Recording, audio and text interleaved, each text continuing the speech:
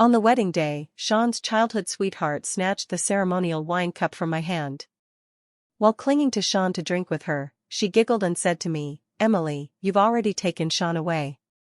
I just want to have a ceremonial drink with him now." That's not too much to ask, is it? I turned to look at Sean, but he avoided my gaze and indulgently smiled at her, saying, "You're my sister. It's perfectly normal for us to have a drink together. There's no need to ask her." Upon hearing this, Coco laughed coquettishly and hooked her arm around his, while Sean naturally leaned in, and the two of them drank the ceremonial wine in an unusually intimate manner. The crowd buzzed with chatter, and I stood there, utterly disappointed in Sean. Noticing the change in my expression, Sean's childhood sweetheart fearfully hid in his arms. "Emily, you're not angry enough to hit me, are you?" Sean immediately frowned and looked over, warning me in a low voice, "Today is a joyous occasion. Don't make a scene." As he spoke, he walked over and picked up the wedding ring, intending to put it on my finger. I stepped back, my expression calm, and said, "Since you've already drunk the ceremonial wine, it should be you two exchanging rings." My retreat was too obvious, and Sean's hand holding the ring froze in midair, his face quickly darkening because of my words. His dark eyes stared at me, full of dissatisfaction. "Emily, what do you mean by that?" I looked at him calmly and said, "Nothing much. I'm just telling you that I vacated the bride's position. You can continue with the ceremony." As my words fell, Sean's expression became even more unpleasant. He looked at me with irritation and confusion, saying, "Do you have to make a fuss today? So many people are waiting. If you don't cooperate, what will they think of me and Coco?" After Sean finished speaking to himself, he stepped forward and forcefully grabbed my arm. He warned me again in a low voice, "Emily, put away those filthy thoughts of yours. Coco and I grew up together. I've always treated her like a sister. Coco did go a bit too far today, but it's not a big deal after all. You're going to be her sister-in-law in the future. Can't you even have this little bit of tolerance?" Sean gripped me hard, and the pain made me clench my fists. Looking up at his reprimanding eyes, as if I were the unreasonable one, I was so angry that my chest hurt. Sister? If Coco didn't have feelings for Sean, why would she insist on drinking the ceremonial wine with him on such an important occasion? And Sean, if he truly saw Coco as a sister, how could he let her behave so recklessly? The two of them showed intimacy in public without regard for my dignity, causing people to talk about me and making me lose face completely. It's already good that I didn't slap them on the spot. Why should I still cooperate? I gritted my teeth and looked at the man I had loved for 3 years, suppressing my anger, and said, "Let go of me." Feeling my struggle, the last bit of patience in Sean's eyes disappeared. He frowned unhappily and looked at me, saying, "Haven't I already explained? What are you still fussing about? Do you have to make a scene that can't be salvaged to be happy?" Coco walked over and hypocritically tried to, saying, "Emily, don't argue with Sean. He got up early in the morning to prepare everything for the wedding. He really cares about you. Actually, it's all my fault. I didn't expect you to be so bothered by the playful interactions between Sean and me. I apologize to you. Please don't make things difficult for Sean."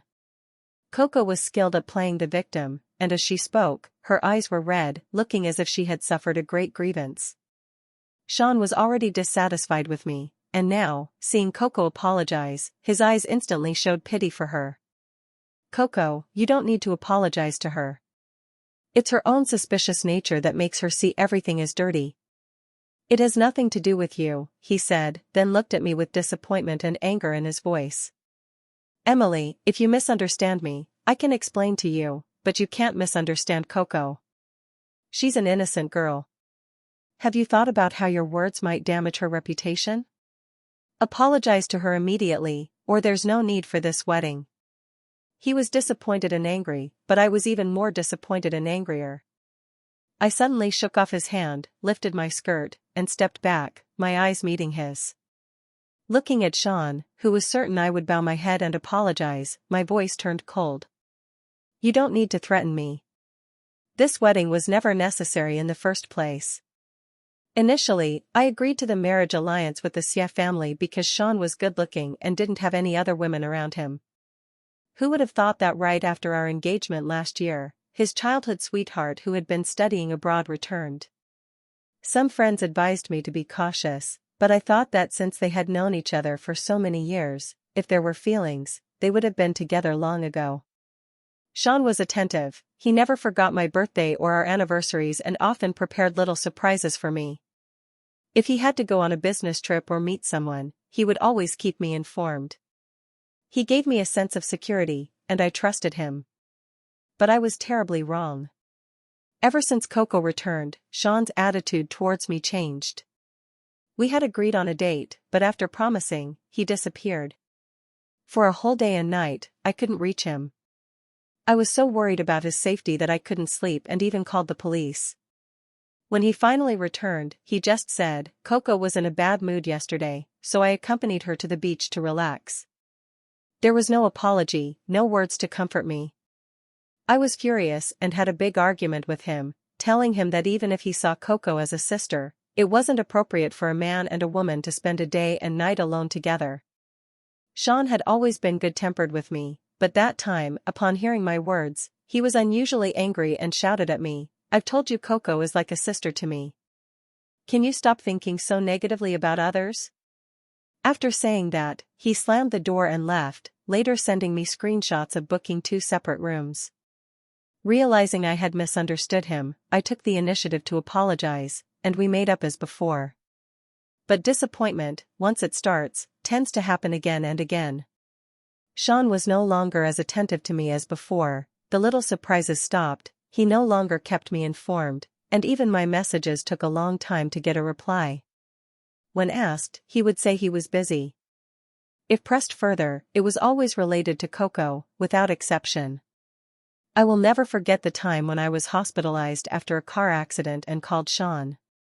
He impatiently said, "Emily, when did you become like those other women?" "Coco sprained her ankle, and I just came to check on her." "Do you have to lie about it?" In that instant, my heart ached to the point of numbness. I cried, feeling so heartbroken that I even considered calling off the engagement. But thinking about the upcoming wedding and all the good things Sean had done for me before, I still felt unwilling to give up. Sean was my first love, and I wanted to give him one last chance. But when I gave him that chance, he publicly drank the ceremonial wine with Coco, trampling on my dignity and face, and even told me to be tolerant. The last bit of reluctance I had was gone. I took a deep breath, looked up at Sean, who was standing there in shock, and said word by word, "Sean, I want to call off our engagement." Sean came back to his senses, his expression unusually flustered. He was about to say something when Coco, who had been quiet, suddenly knelt down crying.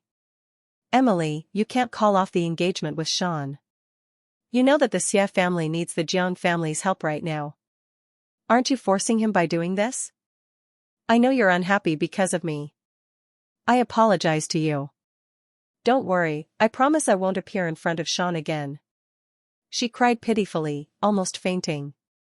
Sean, who had been a bit flustered, now looked at me with disdain and anger. He didn't hesitate to reach out and pull Coco up from the ground, then turned to scold me, "Emily, have you had enough? Coco's family has suddenly fallen into misfortune, and she's already pitiful. Why do you have to make things difficult for her? Don't think that just because your Jiang family is wealthy, you're superior. Even without cooperating with your Jiang family, my Xie family can overcome the difficulties. If you keep pushing me, I still won't abandon Coco." I thought I was already thoroughly disappointed in Sean, but now I realize I can be even more disappointed. After 3 years of relationship, I thought he understood my character. But in Sean's eyes, I'm actually someone who would threaten him to drive away Coco. I sneered and said, "Believe it or not, I will call off the engagement with you. From now on, even if you take care of Coco for a lifetime, it has nothing to do with me." I lifted my skirt and turned to walk away. Sean quickly caught up and grabbed me. "Emily, stop making a fuss. The ceremony isn't over yet." I was wondering how to get rid of him when I met Coco's unwilling gaze behind him. Coco glared at me fiercely, then deliberately pushed the table next to her to make a noise, and the next second, she pretended to faint and fell to the ground. Sean heard the noise and turned around, his pupils contracting sharply, his expression instantly becoming tense, and even the hand holding my arm seemed to loosen slightly. If it were before, seeing Sean like this would have made me heartbroken and unable to sleep all night. But now, I don't care anymore. Sean, your childhood sweetheart has fainted. Aren't you going to take care of her? Sean was stunned by my words, looking at me with surprise. But Coco had fainted, and the situation was urgent, leaving him no time to think. The next second, he let go of my hand and hurriedly ran over to pick up Coco. I wasn't surprised by his choice. As Sean left with Coco in his arms, ignoring the gazes of others, I also lifted my skirt and walked away. What I didn't expect was that as soon as I got into the car, Vivian called. I answered the phone, and immediately heard Vivian's displeased voice, "Emily, I'm not trying to criticize you, but Sean is immature, and you're following suit by making a fuss? Today is such a joyous occasion, with so many prominent figures attending. If both of you leave, our two families will be laughed at. Here's what we'll do, you go back now and stabilize the situation. I'll call Sean immediately and tell him to return." Vivian was arranging things for me in a superior tone, and I couldn't help but laugh. When the Xie family came to propose the marriage alliance, Vivian kept saying she would treat me like her own daughter in the future. In fact, she was indeed very good to me at first, but once she saw that I had fallen deeply for Sean, she began to change. She cared less and less about me and rarely showed concern anymore. After the car accident, when I argued with Sean and chose to swallow my anger, she seemed even more convinced that I couldn't live without her son, often messaging me to tell me that as a woman, I should be magnanimous. I had long been disgusted by her contrasting attitudes before and after. Since I was already going to part ways with Sean, there was no need to endure it anymore.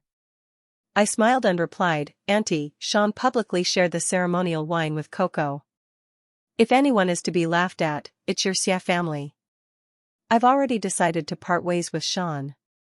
Instead of calling me, you should think about how to get through the Xie family's difficulties." Vivian was shocked by my words, but as soon as she started to speak, I hung up the phone.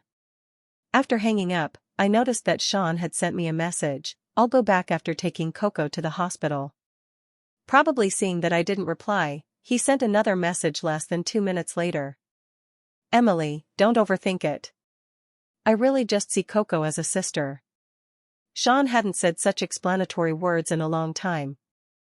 Ever since I started arguing with him over Coco, every time we talked about his relationship with her, he would get very angry and say my thoughts were filthy. I didn't know why he suddenly started sending messages to explain again, but I was too lazy to think about it. I had spent so much time on him, and now that we were finally parting ways, there was no need to torture myself with more thoughts. Back at my own place, I thought for a moment and decided to send a message to my parents, who had gone on a trip out of anger.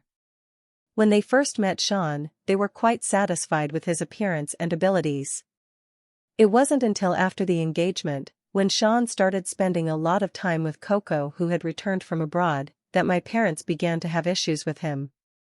They advised me to part ways with Sean earlier, but by then, we had been together for 2 years. A 2-year relationship isn't something you can just end easily. I forgave him time and time again, which deeply disappointed my parents. I didn't tell them that this wedding was my last chance for Sean. They couldn't stand him and were also angry with me, so they went on a trip. After I messaged them about the current situation, my parents were very happy. They said they would come back immediately and told me not to forgive Sean again. Of course, I wouldn't forgive him anymore. Looking at my parents' happy yet cautious words of comfort on my phone, I suddenly felt very regretful. How could I have disappointed my parents time and time again for such a person? I should have realized earlier to part ways with him. I changed out of the cumbersome wedding dress, and my phone suddenly rang. I glanced at it and saw it was Sean calling. Without thinking, I blocked him directly. After making up my mind to part ways with him, I suddenly found Sean very annoying. In the past year, the person who didn't reply to messages or answer calls after quarrels actually remembered to call me now. In order to prevent Sean from sending messages to disturb me, I thought about it and simply found all his contact information and blocked him. What I didn't expect was that when Sean couldn't reach me, he came directly to my door. I thought it was my parents returning, so I opened the door, only to find Sean standing there. His face was extremely ugly, his eyes filled with anger. Before I could react and close the door, he stepped inside. "Emily, I really underestimated you. You actually went to complain to my mom." I had just taken Coco to the hospital and hadn't even seen the doctor when she forced me to come find you. When did you become so selfish? After Sean finished speaking angrily, he suddenly sneered. "Aren't you just blaming me for not completing the ceremony with you today? Let's go, we'll make up for the wedding now and get the marriage certificate while we're at it. But let me make it clear up front, once you become Mrs. Xia, you must change your suspicious and jealous nature and stop causing trouble for Coco." After saying that, he grabbed my arm and tried to pull me away. I was so shocked by his words that my reaction was half a beat slow. The more I looked at him, the more I felt that I had been blind before. I had actually spent 3 years on such a person. The regret clogged my heart, and I gritted my teeth, trying to shake off his hand. "Sean, let go of me. I've already decided to call off the engagement." But Sean, having listened to Coco, was convinced that I was using the engagement cancellation to threaten him. With a stern face, not only did he not let go, but he gripped even tighter. "Emily, even if you're making a fuss, there should be a limit. If you keep making a scene because of Coco, it will only make me think you're too selfish." His words made my chest ache with anger. Seeing that I couldn't communicate with him, I looked around, picked up a small vase from the shoe cabinet, and smashed it hard on his head. I used all my strength in that blow, and Sean's pupils contracted sharply as he finally let go of my arm. "Emily, you..." Blood trickled from Sean's forehead, and he looked at me in shock and disbelief. I moved my wrist, which was sore and numb from his grip, and stared back at him without a trace of regret in my heart. For someone who can't communicate normally, physical action is necessary. Holding the small vase, I spoke with unusual calm. "Sean, I really want to break up with you. I can't tolerate my future partner having a foot in 2 camps, so I don't want you anymore. I wish you and Coco a harmonious union forever, and don't bother me again in the future." Seeing my calm and unfamiliar gaze, Sean finally realized that I wasn't joking with him. While in disbelief, he subconsciously tried to retain me. "Emily, are you still upset about what happened at the wedding? I can explain. Coco hasn't been well these past few years." Every time he explained, it was about Coco. After so long, he wasn't tired of saying it, but I was tired of hearing it. I interrupted him impatiently. "I've said it, we're done. You don't need to say these things to me anymore. Instead of wasting time here, you should hurry to the hospital to take care of your childhood sweetheart." In the past, when I tried to stop Sean from taking care of Coco, he would turn around and question why I couldn't be as magnanimous as other women. He even said that my suspicious and jealous behavior made him feel suffocated being with me. But now that I don't want him anymore and let him go take care of the person he can't let go of, he's even angrier. Sean's eyes were red with anger as he looked at me. "Emily, what's wrong with you? If you really mind Coco so much, we can discuss it properly. Can you stop being so sarcastic?" I was somewhat puzzled. He used to confidently tell me that it's only natural for a brother to take care of his sister. If I was dissatisfied or angry, it meant I was overthinking and didn't trust his character. Now that I'm calmly stating the facts, it becomes sarcasm to him? Looking at Sean, who was extremely angry, I felt there was no way to communicate with him. "Forget it, think whatever you want, as long as you don't bother me again in the future." After saying that, I closed the door behind me. Outside, Sean unwillingly pounded on the door and shouted, "Emily, come out and make things clear. We've been together for 3 years. I don't believe you're so heartless." I frowned in annoyance and warned him intolerably, "Sean, if you don't leave, I'll call the police." Sean was stunned by Emily's words. Call the police? Emily's voice sounded full of impatience, and for a moment, he couldn't tell if she was just angry or really wanted to break up with him. This time, the situation seemed different from before. Sean knew in his heart that because he was too close to Coco, Emily often felt uncomfortable. Emily frequently argued with him over Coco, and he had seen her more than once with red eyes, holding back tears. He felt guilty and had thought about keeping his distance from Coco, but he couldn't do it. Coco's family had gone bankrupt, and now she was alone and helpless. They had grown up together, and he felt he should help her. Not only him, but Emily, as Coco's future sister-in-law, should also learn to be magnanimous and tolerant. Sean thought that he couldn't always indulge Emily's tantrums. So when he advised Emily to be magnanimous and she didn't listen, he simply turned cold. With 3 years of relationship, he knew how much Emily loved him and that with the wedding approaching, she wouldn't give up on him just because of an argument. Therefore, even though he knew it was excessive for Coco to insist on drinking the ceremonial wine with him at the wedding, he still went along with it to teach Emily a lesson. Sean had thought that as long as Emily was a bit more magnanimous and turned a blind eye to his frequent help to Coco, he would treat her even better in the future. The only thing he didn't expect was that Emily seemed really angry this time. Sean frowned tightly, the stinging pain on his forehead very distinct. He opened his mouth, wanting to softly coax Emily and ask for her forgiveness. But for the past year, it had always been Emily who chased after him to make up, and he had gotten used to this pattern. Now, asking him to lower his head and coax her, he suddenly found it hard to speak. Sean stood there, not knowing what to do, when a call came in. He was about to hang up irritably but saw that it was from Coco. His expression changed slightly, and he immediately answered. The next second, Coco's weak voice came from the other end. "Sean, I feel so unwell. Can you come to the hospital to see me?" Sean instinctively wanted to agree, but thinking of the angry Emily, the words on his lips somehow couldn't come out. "Sean, why aren't you speaking? Is it because sister-in-law won't let you come? You can give the phone to her, and I'll talk to her. I won't take up too much of your time." Coco's voice was as pitiful as ever, and while Sean hadn't thought much of it before, now it suddenly felt a bit strange. He suppressed the odd feeling and said lightly, "No, your sister-in-law didn't stop me from going. Don't overthink it. I'll be there soon." After hanging up, Sean thought for a moment and finally said coldly to the door, "Emily, marriage is a serious matter and not something to be taken lightly. You're angry right now, and I don't blame you. Calm down by yourself, and tomorrow morning, bring your documents. I'll come to pick you up to register our marriage." Sean really couldn't bring himself to apologize, but he thought that even if Emily was angry, after he said this, she should calm down. He was worried about Coco and still needed to check on her. As for Emily, after they got married, he would make it up to her with a better wedding. Through the door, hearing Sean's gentle voice as he finished talking to Coco and then immediately notifying me in a cold tone, I frowned in disgust. Couldn't Sean understand human language? I had already broken up with him, and he was still thinking about registering our marriage tomorrow.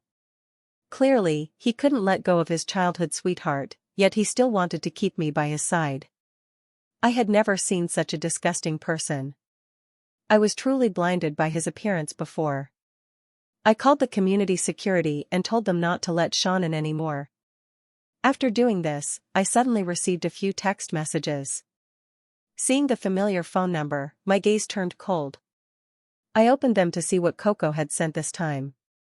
As soon as I opened it, I saw a photo of someone I knew all too well, Sean's sleeping profile. "Emily, when Sean accompanied me to the beach to relax, he probably told you that we booked 2 rooms. But that night, there was a thunderstorm, and Sean was worried about me, so he slept in my room. This has been weighing on my mind for a long time, and after much thought, I decided I should tell you. But don't worry, we didn't do anything. It's my fault. Please don't be angry with Sean." After reading these messages, my stomach churned, and I almost felt like vomiting from disgust. Coco always liked to do things that seemed like apologies but were actually provocations. When she was in pain during her period, Sean brought her brown sugar water and heating pads, and she took the initiative to tell me and then apologize. When she sprained her ankle and had Sean carry her to the hospital, she later felt guilty and apologized to me. Every time she apologized, I was so angry that I couldn't sleep. At that time, I confronted Sean with the messages, asking if he could keep his distance from Coco. But after glancing at the messages, he frowned and said, "Coco took the initiative to apologize to you because she was afraid you'd feel uncomfortable if you found out later. Can you stop overthinking everything?"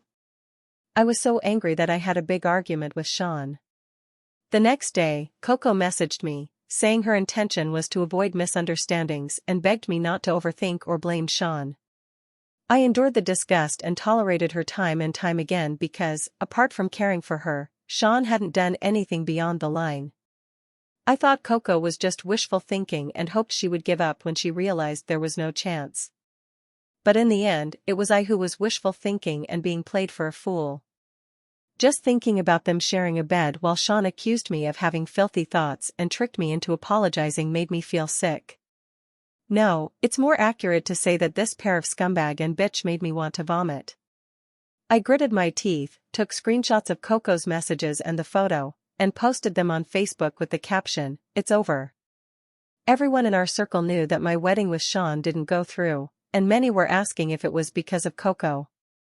I just hadn't sorted out my feelings and didn't know how to respond. Now, it's fine, I don't have to explain one by one. They can see it on Facebook.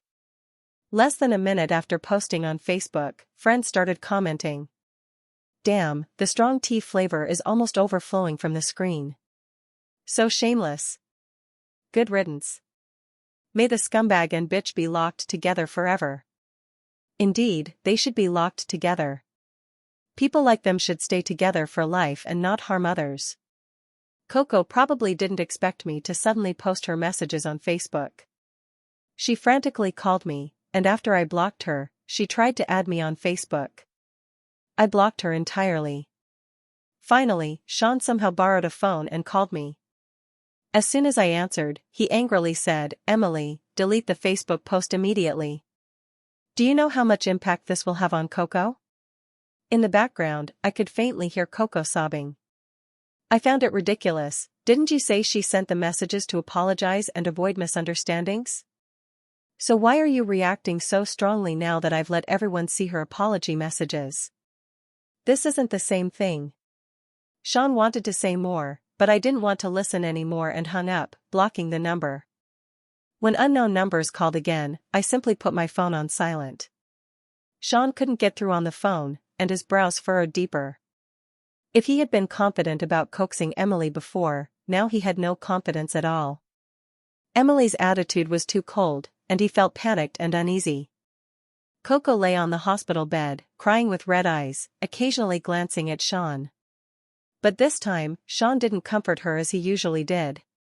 Sean was agitated and, after his patience wore thin, turned to scold her, "Can you stop crying? If you hadn't sent those messages to Emily, she wouldn't be taking it out on me." Sean was truly angry. He had told Coco not to say anything because he was afraid Emily would misunderstand their relationship. At the time, he was indeed worried about Coco, but nothing really happened between them. Now that Coco had sent those messages, no matter how he explained, it would be hard to clarify. Coco was startled by him, looking at him in shock and grievance. After all, they had known each other for so long, and Sean had never lost his temper with her. "Sean, don't be angry, Sean didn't have the time to listen to her nonsense, his mind was fully occupied with how to appease Emily. Ignoring Coco's attempts to keep him, he turned and left the ward. Sean drove to Emily's building, intending to go in as he did in the afternoon, but was stopped by the security guards. They said Emily had instructed them not to let him in. While shocked, Sean felt even more panicked. No matter how fiercely they argued before, Emily had never treated him like this. It seemed she was really angry this time. Sean was blocked outside, unable to reach Emily by phone, but he wasn't willing to give up. He asked the security guards to call Emily and tell her he was waiting outside. The guards glanced at him but didn't move. Sean clenched his fists in anger and was about to leave in embarrassment when his mother's car pulled up beside him. He turned to see his mother getting out with a cold face, and Coco, dressed in a hospital gown, being dragged out by bodyguards. Coco cried out tearfully, "Sean, save me." Sean frowned at his mother. Although he was angry with Coco, he didn't want to see her treated this way. Just as he was about to speak, his mother walked over and slapped Coco across the face. "It's all because of you, you wretch, causing my son and daughter-in-law to be at odds, and the company's stock price keeps falling." When Sean heard the latter part of his mother's words, his face changed instantly. He couldn't care less about Coco and grabbed his mother's arm, anxiously asking, "Mom, what's wrong with the company? Wasn't it stabilized these past 2 days?" His mother turned to look at him, her eyes filled with disappointment. "I told you before that no matter how worried you are about Coco, you can't make Emily too angry, but you just wouldn't listen. Now look, Emily's parents haven't even returned yet, and they've already had someone announce the cancellation of the engagement. If you don't appease Emily today, the company is finished." Sean's face gradually turned pale, and the next second, he turned to force the security guards to call Emily. I finally decided to go down. Although the entire villa area is our family's property, it was late, and I needed to handle it quickly to let them leave without disturbing other residents. Vivian saw me first. Her face immediately lit up with a smile, just as enthusiastic as when she brought Sean to my house to introduce us. "Emily, regarding today's incident, Auntie is here to give you an explanation. You should know Sean's character, he's not the type to act recklessly. It's all because of that wretch Coco, who wants to marry into the Xie family and orchestrated this herself. I brought her here and have already disciplined her. After today, I'll send her far away so she can never bother you two again." Vivian's tone carried a hint of ruthlessness as she finished speaking. Coco's eyes widened in fear, shaking her head repeatedly and begging Sean for help. Anyone could see that Vivian intended to send Coco away to suffer, but Sean, who had always cared for her, showed no reaction at all. I stared fixedly at Sean. When he saw me looking at him, he thought I was asking for his opinion. He immediately shook his head and forced a smile, saying, "Emily, don't worry, I have no objections.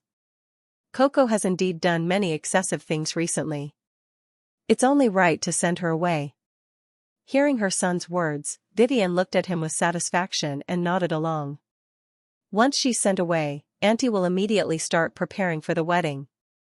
I promise you, this time, no one will disrupt it, and the wedding will go smoothly." At this point, I couldn't help but laugh. Then, I looked mockingly at Sean, who was eagerly waiting for my agreement. "Sean, you are truly disappointing to the core." Hearing my words, Sean's expression turned to panic. He looked at me nervously. "What's wrong, Emily? Is there something you're still not satisfied with?" I looked at him calmly and, instead of answering, asked, "Won't you turn around and look at your childhood sweetheart? You're the only one here who cares for her. Don't you plan to say something to help her?" Upon hearing my words, Coco glared at me fiercely, then looked at Sean expectantly. Sean stiffened at my question, probably thinking I was still angry. He avoided Coco's gaze and said firmly, "She has improper thoughts, coveting what doesn't belong to her. There's nothing I can do to help her." So, Sean had always known that Coco liked him. He was just pretending to be oblivious to enjoy the ambiguity. My gaze turned cold, and that feeling of disgust surged again. Perhaps because my eyes were too cold, Sean anxiously tried to justify himself. "I've always treated Coco as a sister and told her to keep her distance, but she doesn't listen. Every time something happens, she comes to me, and I can't just ignore her." I watched as Coco's gaze towards him changed from expectation to disappointment, and now to hatred. "You're lying!" Coco shouted, and the next second, Vivian had someone cover her mouth. Vivian smiled awkwardly and said to me, "Emily, don't listen to her nonsense. People like her can say anything." After talking to them for so long, I was truly fed up with their faces. I said directly to Sean, "If you had protected Coco today as you did before, I would have thought better of you. The smile on Sean's face couldn't hold. Emily, what do you mean by that? I sneered, it means I despise you, and you don't need to come looking for me again in the future. The person who used to make me suffer for his childhood sweetheart now could abandon her to keep me. Not only did I not feel touched, but I felt fortunate. Fortunate that I saw through Sean early and didn't actually marry him. If I had really been with such a person, not only my family's wealth but probably even my personal safety wouldn't be guaranteed. I didn't bother to look at him again and turned to leave. Behind me, Sean shouted heartbreakingly, Emily, I did all this for you. Why do you despise me? Vivian was frightened and turned to tell him to shut up, then forced a smile and called out, Emily, it's okay to be angry, but calling off the engagement isn't something to be done casually. Just give Auntie some face and forgive Sean once more. Annoyed beyond measure, I turned to the security guards and said, if they don't leave, call the police to escort them away. The CA group was in chaos, and if Sean and his mother were taken away by the police at this time, it would still affect them. Vivian knew this well, and with an ugly expression, she called the unwilling Sean to leave. I thought I could finally have some peace, but the next day, I received flowers from Sean left at the security office. There was a card inserted in the flowers, handwritten by Sean, Emily, I personally arranged these flowers. After so many years of relationship, I still want to continue with you. I was utterly disgusted, and my parents, who had rushed back, were also thoroughly repulsed. My mother disdainfully had someone throw away the flowers and said, it's still best to have matching family backgrounds. We shouldn't have helped them in the first place. I agreed with my mother's words. At the time, I thought Sean seemed decent and helped him out, thinking that if he was grateful, he would treat me well in the future. Who knew that not only was Sean ungrateful, but his nature was also bad? My father beside me snorted coldly, that kid has the leisure to send flowers, he's living too comfortably. I'll give him something to do right now. My father had long been displeased with how Sean always made me suffer. He whispered a few words to his assistant and told him to handle it quickly. I smiled without saying anything, waiting to see Sean in a mess. Facts proved that my father is my father. In the following days, Sean and Vivian were running around for the company's affairs and had no time to bother me again. Every day, I went out with my mother to shop and relax. In my free time, I heard her say that Sean had gone to see my father once but was directly chased out by my father's orders. I only felt a sense of relief and cursed that he deserved it. A few days later, I heard that Vivian was taking Sean around, humbly seeking investments to save the CA group. But since everyone in the circle knew more or less about what happened between Sean and me, no one was willing to invest in an ungrateful person. Sean and his mother faced rejection everywhere and were even photographed arguing on the street. Every day, I would check their latest news on time. Their embarrassment was compensation for my mental suffering over the past 3 years. The only thing I didn't expect was that when the Sia family needed help the most, Coco ran away with the Sia family's gold, silver, and jewels. Sean and Vivian searched for her like crazy but couldn't find her anywhere. The company's capital chain had issues, and the remaining assets couldn't fill the gap, so they had no choice but to file for bankruptcy. On the day the Sia family went bankrupt and was liquidated, my parents and I boarded a plane, planning to go on a trip to relax for a while.